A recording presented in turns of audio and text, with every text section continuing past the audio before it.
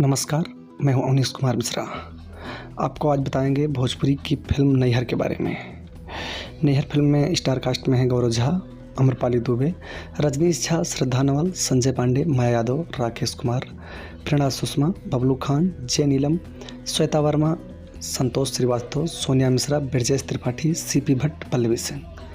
इस फिल्म के निर्देशक हैं अजय कुमार झा जी। और आपको बता दें कि कथा और पटकथा संवाद लेखक हैं अरविंद तिवारी जी। अरविंद तिवारी जी काफ़ी अच्छे लेखक हैं, भोजपुरी में काफ़ी अच्छी अच्छी फिल्में उन्होंने दी है। अगर बात करें गौरव झा की तो काफ़ी अच्छे एक्टर हैं। अम्रपाली दुबे को तो सभी लोग जानते हैं कि किस प्रकार की एक्ट्रेस हैं। कुल मिलाकर ये फिल्म पारिवारिक ड्रामा है, जैसा कि नाम से प्रतीत होता है नैहर।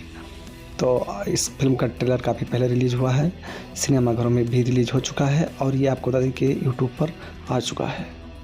तो इसे सर्च करिए आप यूट्यूब पर और देखिए भोजपुरी की फिल्म नैहर को। धन्यवाद।